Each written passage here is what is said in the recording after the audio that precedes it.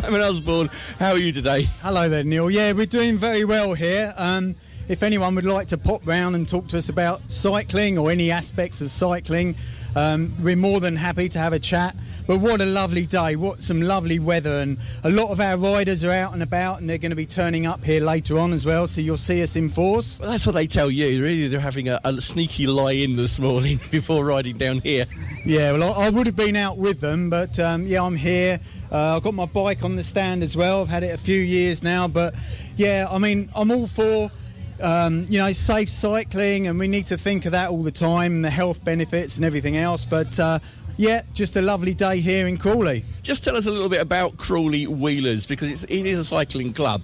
Yeah, I've been a member of Crawley Wheelers now for 10 years. We've got something like 170 members, and we do all aspects of cycling, not only road cycling, but mountain biking, cyclocross, time trialling.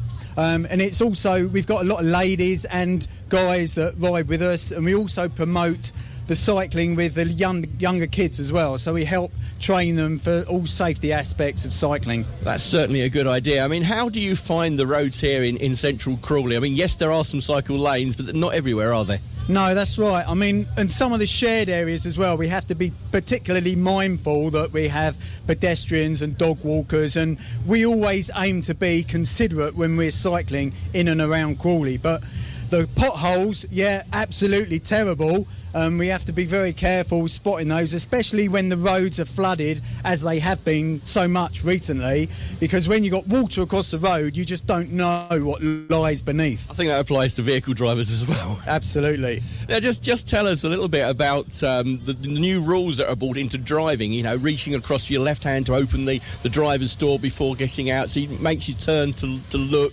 and also passing at a wider distance. Is that really helping you as a cycling club? It definitely is. I mean, you know, we're such a narrow profile, and there is more we can do as cyclists to make ourselves more visible, and quite often you will see us riding side by side when we're out together in a big group. But the advantage of that for the average motorist as well is that we actually take up less length on the road, so it means cars can get past us more easily. But as a car driver as well, we must be mindful of cyclists and give them that 1.5 metres.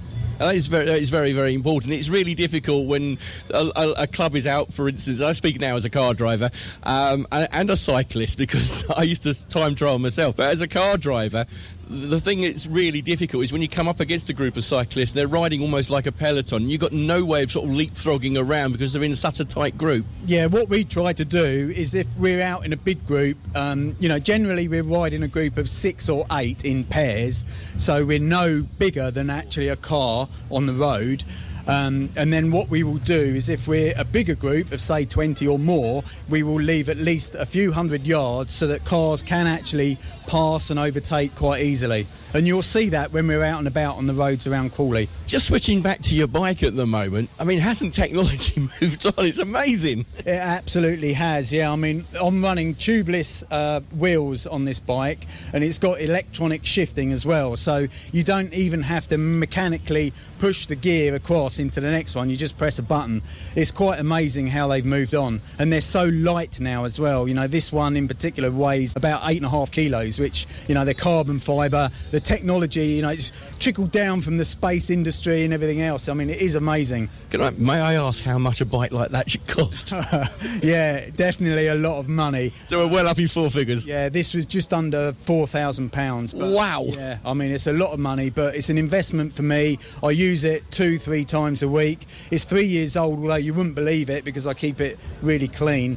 But yeah, they are very expensive items now. And how can people get in touch with the club? That's the important part here. So on the stand here today, we've got a QR code that you can scan, and that'll take you to our website. Or please come and speak to me, and there'll be a few more of us here later on today. We do have a website, Crawley Wheelers, that you can easily Google and find, and we're also on Facebook as well. That's terrific. Simon Osborne, thank you very much for speaking to us from Crawley Wheelers.